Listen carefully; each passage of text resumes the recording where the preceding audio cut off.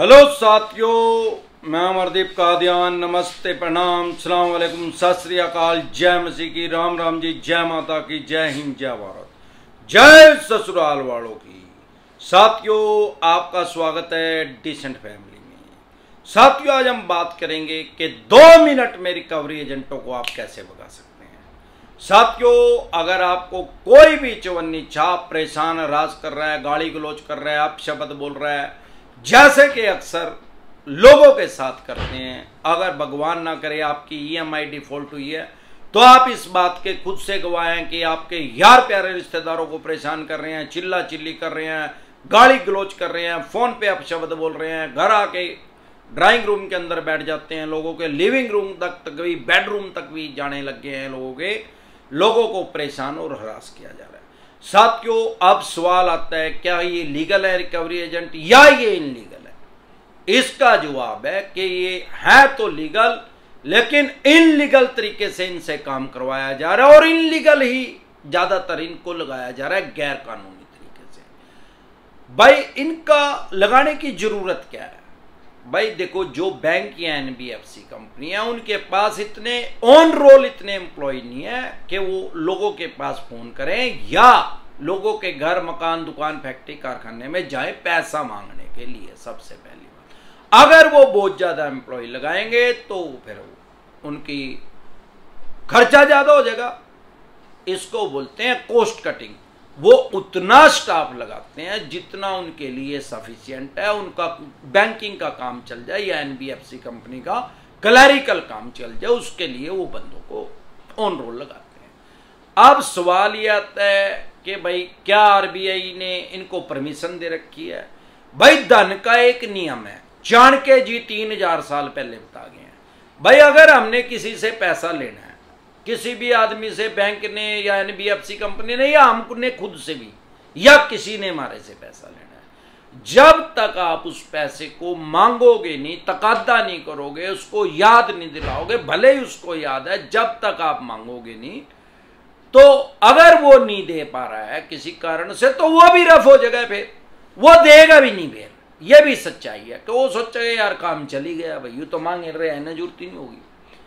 तो आरबीआई की गाइडलाइंस के अकॉर्डिंग ये आदमियों को रिकवरी करने के लिए रख सकते हैं, लेकिन उसके ऊपर भी एक मास्टर गाइडलाइंस लागू है आरबीआई की। तरीका क्या है, नियम क्या है? नियम ये है कि कोई भी रिकवरी एजेंट अगर आपके मकान में, दुकान में, फैक्ट्री में, कारखाने में कहीं भी आएगा, तो वो बैंक या एनबीएफसी कंपनी पहले आपको इंटीमेट करेगी। आपको मेल के द्वारा बताया जाएगा, व्हाट्सएप मैसेज से बताया जाएगा, टेक्स्ट मैसेज किया जाएगा या टेलीफोनिकली आपको बोला जाएगा कि भाई ये फलाना आदमी एजेंट है और ये इस टाइम, इस समय आपसे वो टाइम ले लेगा, या वो खुद बता देगा भाई इस टाइम आपके मकान, दुकान, फैक्ट्री, कारखाने में वो आएगा आपसे बातचीत करने के लिए। अब सवाल ये आता है कि अगर आपके घर कोई एजेंट आया है, मकान में, दुकान में, फैक्ट्री में, कारखाने में, क्या किसी बैंक या एनबीएफसी कंपनी ने आपको इंटीमेट किया है, आपको बताया है भैया आ जाएगा? ऐसे तो यार कोई भी हमारे घर आ जाएगा, फैक्ट्री में, दुकान में, कारखाने में, एसी ले जाएगा, उठा के गाड़ी ले जाएगा हमारी, उठा के, हमें क्या पता वो चोर है क्या रिकवरी एजेंट है। अब सवाल ये है कि जो मास्टर गाइडलाइंस है उसको ये फॉलो नहीं करते। अब हो क्या रहा है, बैंक या एनबीएफसी क्या कंपनी क्या करती है, एजेंसी को हायर कर लेते हैं। ये एक किस्म का ठेका है इनका, इंसेंटिव बोलते हैं बैंकिंग की भाषा में, सामान्य बोलचाल की भाषा में कमीशन बोल सकते हैं।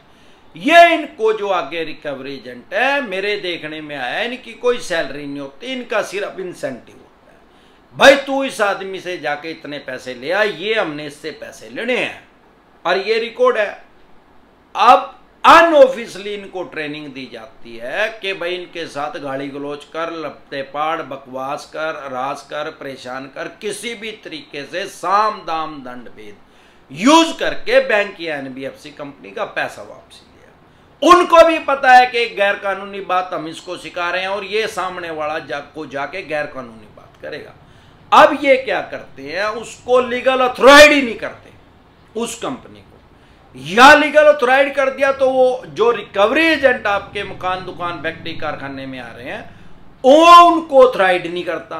99% के पास आई कार्ड ही नहीं है।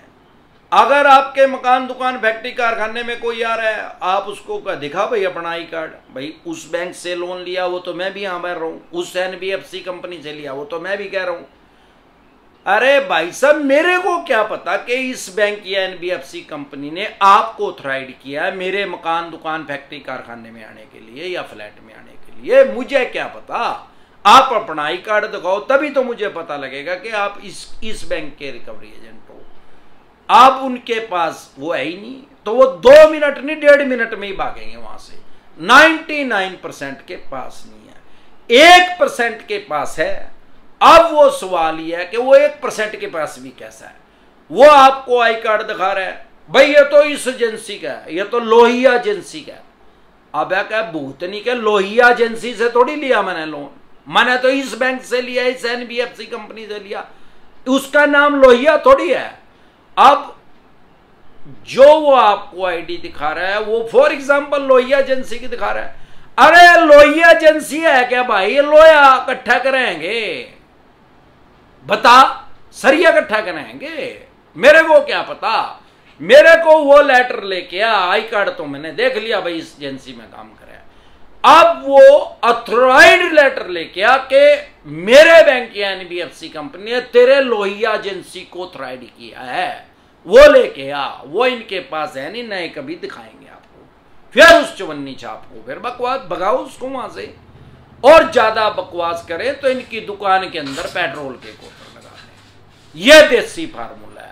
इसी तरह की या किसी भी तरह की कोई भी दिक्कत परेशानी आपको या आपके किसी भी यार प्यारे रिश्तेदार को लोन से रिलेटेड अगर आ रही है, तो YouTube के सर्च के ऑप्शन में जाके वो प्रॉब्लम लिखें, आगे डिसेंट एडवाइस लिखें, तुरंत प्रभाव से आपकी समस्या का समाधान हो जाएगा।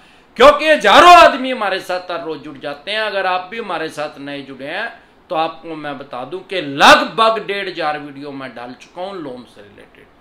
आपको YouTube के सर्च के ऑप्शन में वो प्रॉब्लम लिखनी है, आगे डिसेंट एडवाइस लिखना है, तुरंत प्रभाव से आपकी समस्या का समाधान हो जाएगा। इसके अलावा अगर आप हमारे साथ टेलीफोनिकली जुड़ना चाहते हैं, पर्सनल मीटिंग करना चाहते हैं, फिर आपका लोन 2 करोड़ का है, 5 का है, 25 का है, 50 करोड़ का है, जितने भी करोड़ का आपका लोन है, किसी भी तरह का आपका सिक्योर लोन है, आपके पास सरफेसी एक्ट 2002 के तहत नोटिस आ रहा है, 13(2) का रहा है, 13(4) का रहा है, सिंबॉलिक पोजीशन का रहा है, फिजिकल पोजीशन का रहा है, डीएम साहब का रहा है, 138 नेगोशिएबल इंस्ट्रूमेंट एक्ट 1881 का रहा है, पेमेंट एंड सेटलमेंट एक्ट 2007 का रहा है, या आर्बिट्रेशन एंड कंसोलिडेशन एक्ट 1996 का रहा है, या रिकॉल नोटिस आ रहा है, या इसके अलावा भी किसी भी तरह का कोई भी नोटिस आ रहा है, वो सभी लेके आप मेरे से पर्सनल मीटिंग कर सकते हैं, पर्सनली एडवाइस ले सकते हैं, या टेलीफोनिकली भी एडवाइस ले सकते हैं। उसका क्या प्रोसेस है, आपकी स्क्रीन पे कमेंट बॉक्स के अंदर एक नंबर आया हुआ है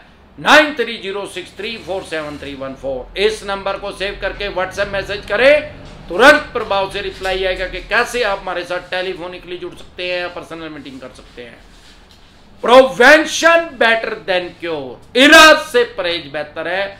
जब भी आपके पास कोई सिक्योर लोन में सरफेसी एक्ट का नोटिस आए तो इसमें कभी भी लापरवाही ना करें। इसको मैं लोन की कैंसर बोलता हूं। जब ये फर्स्ट स्टेज में है तो अब इसको रोकने की कोशिश करें, पूरे चांस है कि आप ठीक हो जाओगे, आपका यह लोन ठीक हो सकता है। अगर ये सेकंड या थर्ड स्टेज में चला गया फिर तो भाई इसका ऑपरेशन ही होएगा, और ऑपरेशन में अगर आपको पता ही है कैंसर के थर्ड स्टेज में अगर कोई ऑपरेशन करवाएगा तो पूरे चांस है कि वो आदमी मर सकता है। तो भैया अगर आपके पास इस तरह का कोई भी नोटिस आ रहा है तो जल्द से जल्द करके लीगल एडवाइस ले, क्योंकि सरफेसी एक्ट ने आपके जो राइट्स और अधिकार है वो खत्म नहीं किए हैं। किसी भी बैंक या एनबीएफसी कंपनी के पास ऐसे कोई राइट्स अधिकार नहीं है कि आपकी 3 करोड़ रुपए की प्रॉपर्टी को 1 करोड़ रुपए में ऑक्शन कर दे, सेल कर दे, बोली कर दे सरफेसी एक्ट के अकॉर्डिंग। लेकिन करते क्या है, अगर आपको अपने राइट्स और अधिकार नहीं पता तो ये सब कुछ कर देते हैं। एक बार जोर से मिलकर नारा लगाएंगे, जय ससुराल वालों की।